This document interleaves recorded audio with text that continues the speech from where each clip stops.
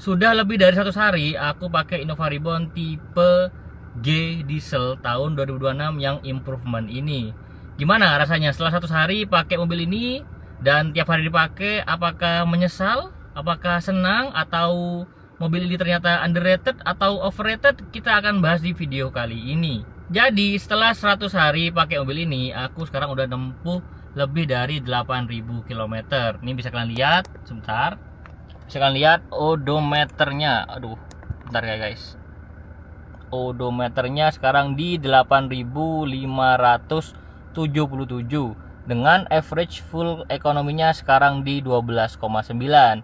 Karena sekarang aku pakai biosolar. Jadi 8.577 ini pada awal-awal kemunculan mobil ini aku selalu pakai Dex, BP ataupun Shell. Nah, setelah sebulan ini sekitar 4.693 km aku udah pakai full biosolar. Jadi hampir 5.000 km aku pakai mobil ini dengan biosolar. Gimana responnya setelah pakai biosolar di mobil ini? Apakah ada kekurangan atau apakah biasa-biasa saja atau apakah gimana-gimana? Jadi selama 100 hari pakai mobil ini, jujur aku nggak ada masalah apapun dengan mobilnya. Mulai dari handling, mulai dari suspensi, mulai dari driving style atau kenyamanan berkendara, kemudian dari penumpang, semuanya nggak ada masalah sama sekali. Karena selama aku pakai mobil ini bener-bener nyaman banget ya. Kalau untuk kenyamanan, durability, memang mobil ini nomor satu. Selama 100 hari aku pakai mobil ini, belum pernah sekalipun trouble di mobil ini ya teman-teman. Baik dari sisi kelistrikan, baik segi performance mesin, itu tidak ada masalah sama sekali. Yang masalah itu hanya satu aja, yaitu awal-awal sensor belakang itu dia bunyi tidak normal, itu saja. Namun setelah servis ketiga kali servis, aku bawa ke bengkel resmi, baru sembuh ya teman-teman. Memang ada problem kayak masangnya agak longgar gitu ya, jadi dia tidak diganti, hanya diperbaiki posisinya dan akhirnya udah normal kembali. Setelah hujan dan lain-lain sudah tidak pernah error lagi teman-teman sampai sekarang.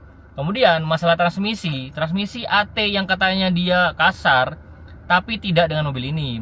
Aku rasa mobil ini memang lumayan halus ya untuk transmisi AT-nya, karena selama aku pakai ini udah nggak ada kendala kayak pada waktu ganti gigi tuh nggak pernah macet, kemudian nggak pernah terlambat, kemudian pergantiannya halus banget sampai nggak kerasa seperti itu. Jadi aku saranin kalau kalian mau pakai mobil Innova diesel, aku saranin pakailah yang tipe AT teman-teman, jangan MT. Karena tipe AT-nya itu 6 speed ya. 6 speed berarti kalian torsinya akan lebih besar. Dan juga kalau 6 speed itu dia RPM-nya di RPM 2000 sini ya, kecepatannya udah di 120 sampai 140 dan eco modenya masih nyala. Akhirnya ini hemat banget ya teman-teman.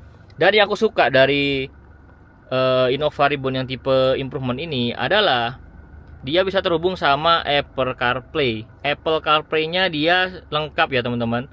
Mulai dari Toyota, kemudian Google Maps, kemudian Spotify, kemudian ada Waze, WhatsApp, ChatGPT, itu bisa kalian aktifkan dari sini. Kemudian kalau nonton video, kalian bisa pakai Telink, bisa kalian pakai Android, pakai flash disk, pakai apapun kalian bisa. YouTubean juga di sini juga kalian bisa ya teman-teman. Jadi untuk masalah kayak gini ini aku nggak begitu permasalahkan, karena yang penting fungsi AC-nya ini semuanya aman-aman saja. Eco mode, kemudian power mode semuanya bekerja dengan baik. Cuman eco modenya tidak terlalu maksimal kalau kalian di jalan tol. Jadi mending dimatikan saja. Pakai mode D. Kemudian ini juga hampir gak pernah aku pakai, jujur. Jadi belum bisa ngomong. Tapi yang jelas tidak ada masalah. Masalah perlampuan, lampu sini, lampu depan, belakang, semuanya nggak ada masalah.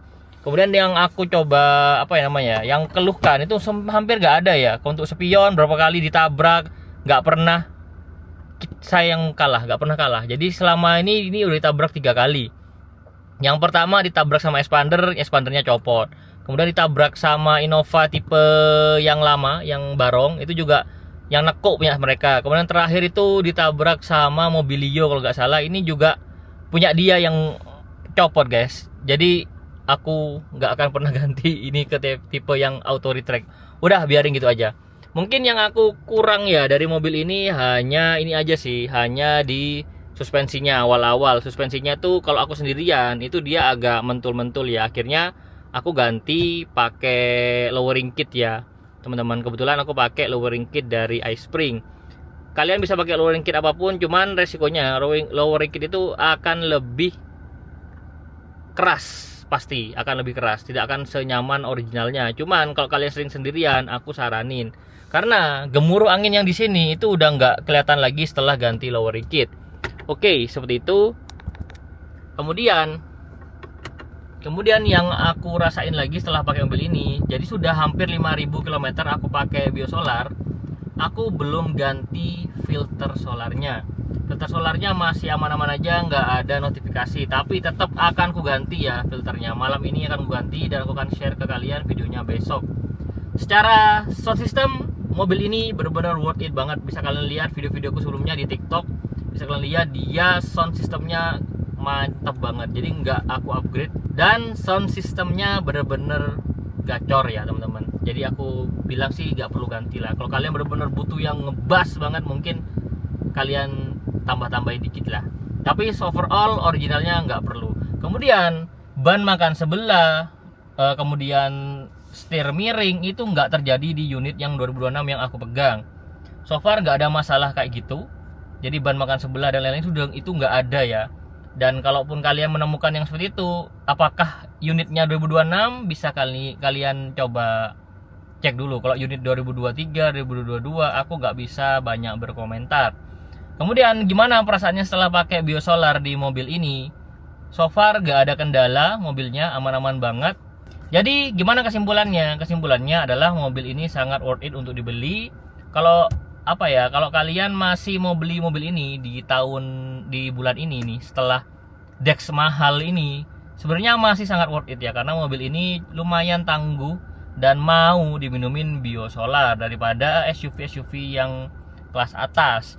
Dan barcode-nya tembus ya teman-teman. Innova Reborn itu tembus ya barcode-nya, jadi bisa daftar. Cuman aku nggak rekomendasiin kalian pakai subsidi, tetap pakailah BBM sesuai rekomendasi. Cuman kembali ke kebijaksanaan masing-masingnya. So far aku pakai mobil ini nggak ada kendala sama sekali.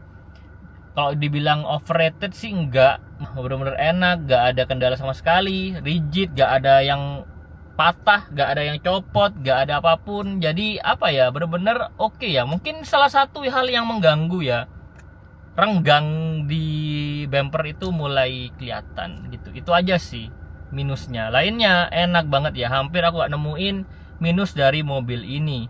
Kalau kalian setuju dengan aku, tulis komentar di bawah. Kalau kalian punya unit yang sama, ada kendala, bisa kalian tuliskan juga di komentar di bawah, supaya kita bisa saling tahu dan saling share. Mungkin itu aja untuk video kali ini. Sampai jumpa di video selanjutnya. Terima kasih.